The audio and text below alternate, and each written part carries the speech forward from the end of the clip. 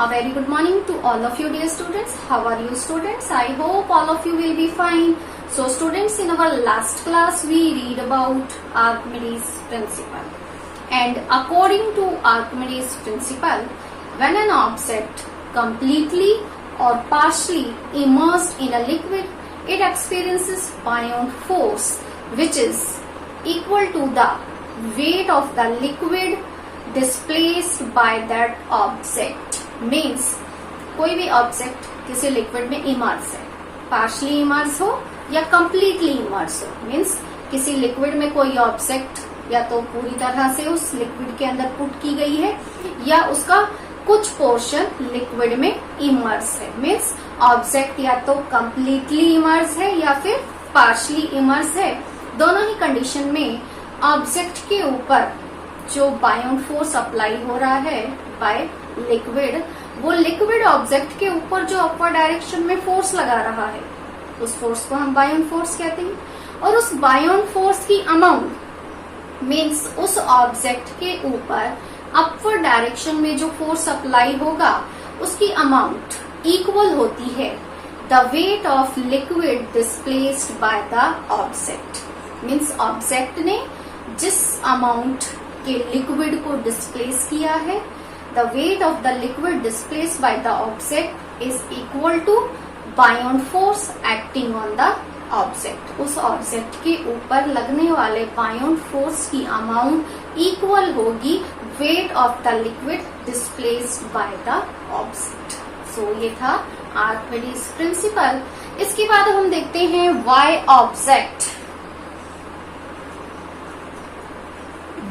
objects float or sink।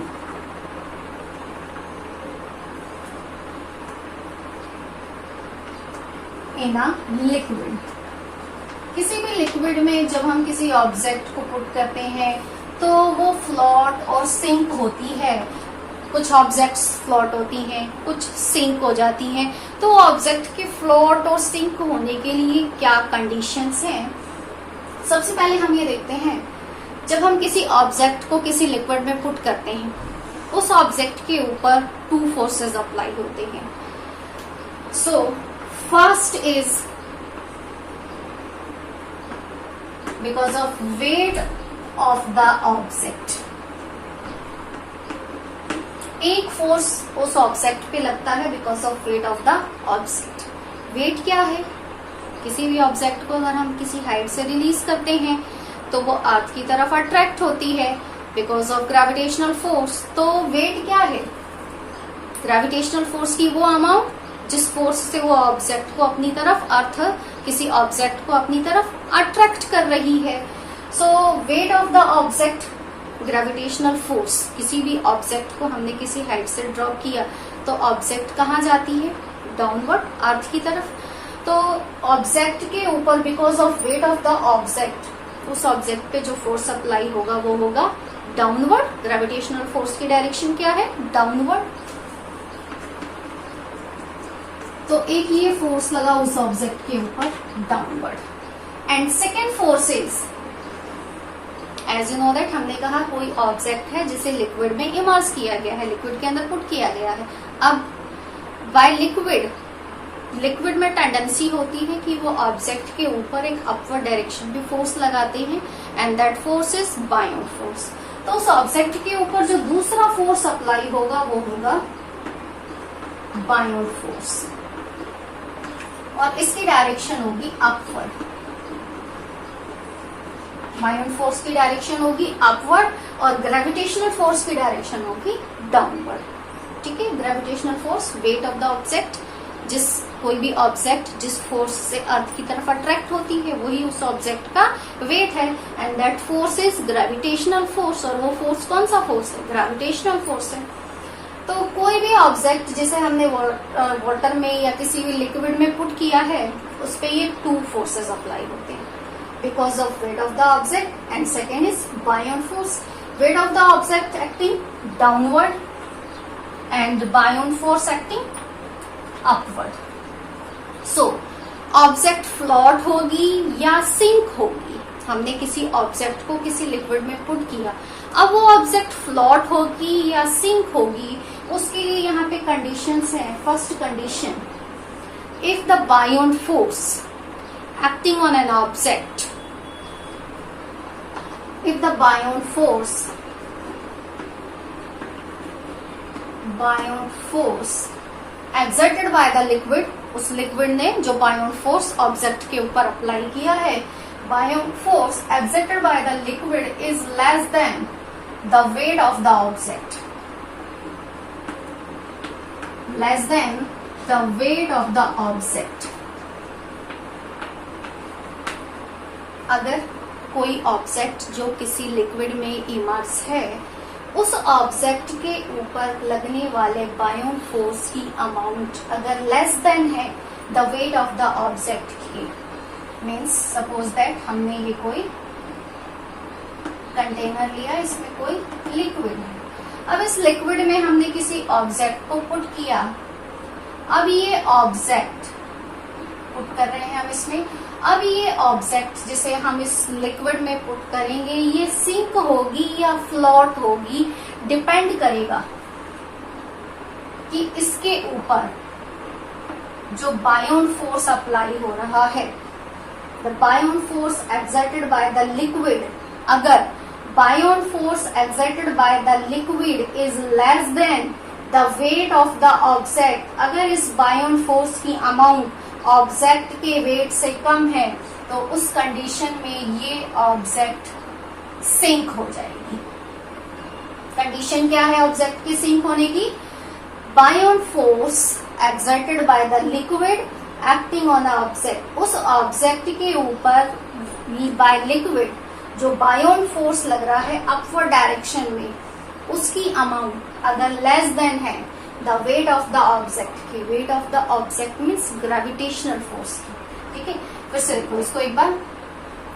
बायोन force लग रहा है अपवर्ड डायरेक्शन में, और किसी ऑब्जेक्ट को जब हम उस लिक्विड में पुट करेंगे तो wait of the object means gravitational force, वो लग रहा है डाउनवर्ड डायरेक्शन में. अब यहाँ पे कंडीशन ये है, बायोन फोर्स इसकी अमाउंट अगर लेस देन है the weight of the object के वेट से, तो इस कंडीशन में ये ऑब्जेक्ट क्या हो जाएगी? सिंक हो जाएगी. ठीक है, तो ये हो गया object will be sink, object sink हो जाएगी. Second condition, if the buoyant force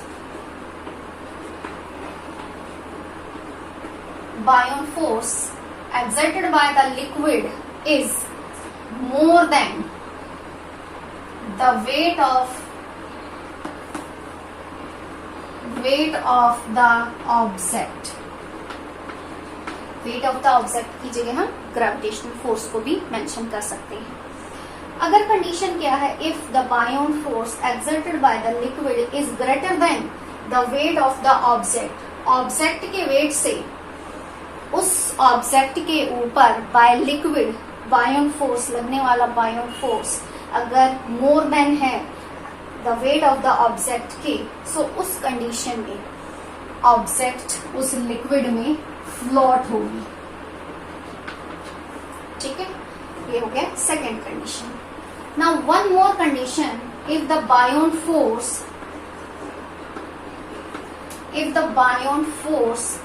exerted by the liquid is equals to weight of the object. अगर बायोन फोर्स लिक्विड किसी ऑब्जेक्ट के ऊपर जो अपर डायरेक्शन में फोर्स लगा रहा है, उसकी अमाउंट अगर इक्वल है the weight of the object की, सो इस कंडीशन में भी ऑब्जेक्ट फ्लोट होगी. सो ये जो सेकेंड और थर्ड कंडीशन है, ये दोनों ही कंडीशन में ऑब्जेक्ट फ्लोट होगी. जबकि if the buoyant force exerted by the liquid is less than the weight of the object, अगर बायोन फोर्स की अमाउंट ऑब्जेक्ट के वेट से कम है, तो उस कंडीशन में ऑब्जेक्ट सिंक हो जाएगी. सो ये कंडीशंस हो गई कि ऑब्जेक्ट सिंक कब होगी, ऑब्जेक्ट फ्लोट कब होगी. तो उसके लिए कंडीशन है ये, अगर buoyant force is less than the weight of the object, buoyant force की अमाउंट अगर कम है ऑब्जेक्ट के वेट से, तो ऑब्जेक्ट सिंक होगी। If the buoyant force is more than the weight of the object, अगर बायोन फोर्स की अमाउंट मोर देन है the weight of the object से, तो ऑब्जेक्ट उस लिक्विड में फ्लोट होगी। If the Bion force exerted by the liquid is equals to the weight of the object, then इस condition में भी ऑब्जेक्ट फ्लोट होगी। अब एक कंडीशन और है, हमने कहा ऑब्जेक्ट फ्लोट होगी या सिंक होगी, वो डिपेंड करता है बायोन फोर्स पर। अब बायोन फोर्स मोर होगा या लेस होगा, ये डिपेंड करता है उस लिक्विड की डेंसिटी पर, कि बायोन फोर्स किसी बाय लिक्विड जो ऑब्जेक्ट के ऊपर बायोन फोर्स अप्लाई हो रहा है, उस बायोन फोर्स की अमाउंट डिपेंड करती है उस लिक्विड की डेंसिटी के ऊपर। So now let's see what is density.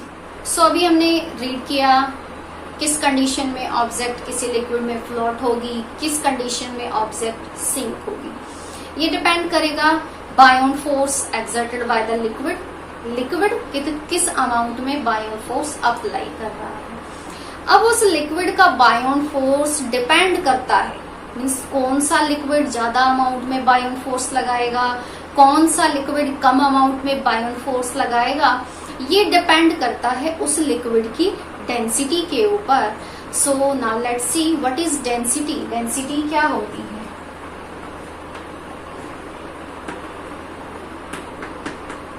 Density. What is density? Mass of the substance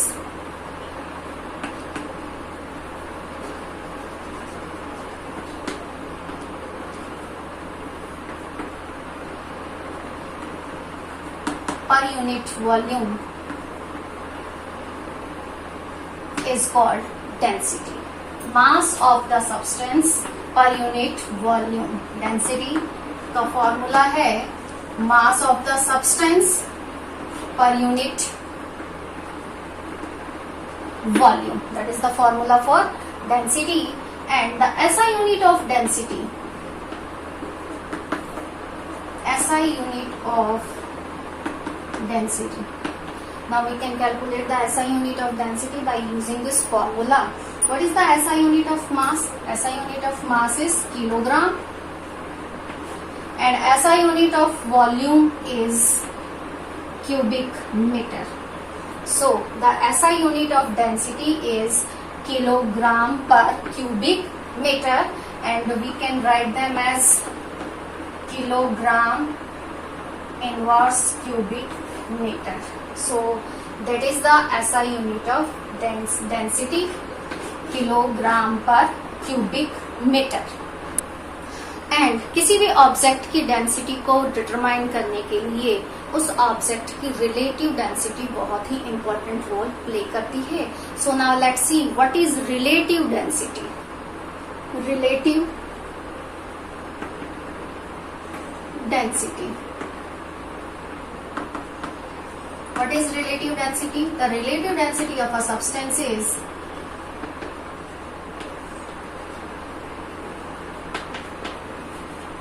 relative density of a substance is the ratio of its density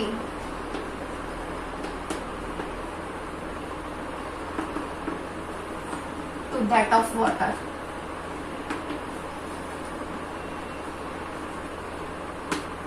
That is the definition of relative density. What is relative density? The relative density of a substance is the ratio of its density to that of water. किसी भी object की relative density क्या है? उस object की density का water की density से जो रेशो है उसे हम रिलेटिव डेंसिटी कहते हैं। Relative density is equals to density of substance, the the ratio of density of substance to that of density of water. Density of water, that is the formula for relative density. और किसी भी substance की density को determine करने के लिए relative density use की जाती है. सो ये आपका चैप्टर कंप्लीट हुआ, ग्रेविटेशन चैप्टर. कल से हम इस चैप्टर में कुछ टेक्स्ट और एक्सरसाइज के क्वेश्चन आंसर्स को एक्सप्लेन करेंगे, जो भी न्यूमेरिकल्स हैं उन्हें एक्सप्लेन करेंगे. Now let's see one numerical. Exercise का एक न्यूमेरिकल सॉल्व करते हैं which is related to density, जो डेंसिटी से रिलेटेड है. क्वेश्चन नंबर 21, 22 में भी. सो बेटा क्वेश्चन नंबर 21, एक्सरसाइज का क्वेश्चन नंबर 21. क्वेश्चन में गिवन है ऑब्जेक्ट का मास गिवन है, कोई सब्सटेंस है उसका मास गिवन है 50 ग्राम एंड उस सब्सटेंस का वॉल्यूम गिवन है 20 क्यूबिक सेंटीमीटर. एंड क्वेश्चन में गिवन है density of water. Density of water 1 ग्राम पर क्यूबिक सेंटीमीटर. ये वैल्यूज गिवन है. क्वेश्चन में फाइंड क्या करना है हमें. क्वेश्चन में ये पूछ रहे हैं विल द सब्सटेंस फ्लोट और सिंक. जो ये सब्सटेंस है, जिस सब्सटेंस का मास गिवन है, सब्सटेंस का वॉल्यूम गिवन है, ये सब्सटेंस वाटर में फ्लोट होगा या सिंक होगा, हमें ये फाइंड करना है. अब वो सब्सटेंस वाटर के अंदर फ्लोट होगा या सिंक होगा, ये डिपेंड करेगा उस सब्सटेंस की डेंसिटी के ऊपर. अगर उसकी डेंसिटी वाटर की डेंसिटी से ज्यादा होगी तो वो सिंक होगा. अगर इस सब्सटेंस की डेंसिटी वाटर की डेंसिटी से कम होगी तो वो सब्सटेंस फ्लोट होगा. तो ये सब्सटेंस जिसका मास और वॉल्यूम गिवन है, ये वाटर में फ्लोट होगी या सिंक होगी, इसके लिए हमें सबसे पहले क्या फाइंड करनी पड़ेगी, इसकी density. So density of the substance, density of the substance is equals to mass of substance upon volume of substance.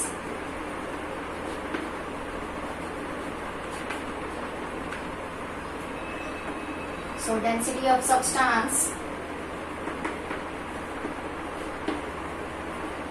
is equals to mass of the substance is given here 50 gram and volume of the substance is given here 20 cubic centimetre. So density आएगी आपकी 2.5 ग्राम पर cubic centimetre. Substance की density है 2.5 ग्राम पर cubic centimetre. Water की density है 1 ग्राम पर cubic centimetre. किसकी डेंसिटी ज्यादा है, सब्सटेंस की डेंसिटी ज्यादा है as comparison to the density of water. So जिस ऑब्जेक्ट की डेंसिटी, अब यहाँ ऑब्जेक्ट की डेंसिटी वाटर की डेंसिटी से ज्यादा है, तो इस कंडीशन में ये सब्सटेंस वाटर में सिंक होगा. The substance will be sink in the water. Why? Because the density of a substance is greater than the density of water. उस सब्सटेंस की डेंसिटी वाटर की डेंसिटी से ज्यादा है, इसलिए ये सब्सटेंस वाटर में सिंक हो जाएगा. तो कोई सब्सटेंस वाटर या किसी लिक्विड में सिंक हो रहा है, फ्लोट हो रहा है, ये डिपेंड किस पे करता है, ये डिपेंड करता है कि उस लिक्विड की डेंसिटी उस ऑब्जेक्ट से कम है या ज्यादा है. ऐसे ही हमने कहा था कि आइस वाटर में फ्लोट होती है, जबकि उसी साइज का अगर हम स्टोन ले लें तो वो वाटर में सिंक हो जाती है. तो कंडीशन क्या है, कंडीशन ये है कि वाटर की डेंसिटी ज्यादा है as comparison to the density of ice, इसलिए आइस फ्लोट होती है. जिस सब्सटेंस की डेंसिटी लिक्विड से कम होगी वो फ्लोट होगा. जिस सब्सटेंस की डेंसिटी उस लिक्विड से जिसमें उसे पुट किया गया है उससे ज्यादा है वो सिंक हो जाएगा. तो ऑब्जेक्ट फ्लोट होगा या सिंक होगा डिपेंड करता है उसकी डेंसिटी पर और उस पे लगने वाले बायोन फोर्स पर. बायोन फोर्स किसी लिक्विड में जो अपवर्ड डायरेक्शन में फोर्स लगता है वो है बायोन फोर्स। बायोन फोर्स की अमाउंट लेस होगी या मोर होगी, ये डिपेंड करेगा उस लिक्विड की डेंसिटी पर। सो ये आपका चैप्टर स्टूडेंट्स कंप्लीट होता है। कल से हम इसके टेक्सचुअल एक्सरसाइज के क्वेश्चन आंसर्स को एक्सप्लेन करेंगे। ओके।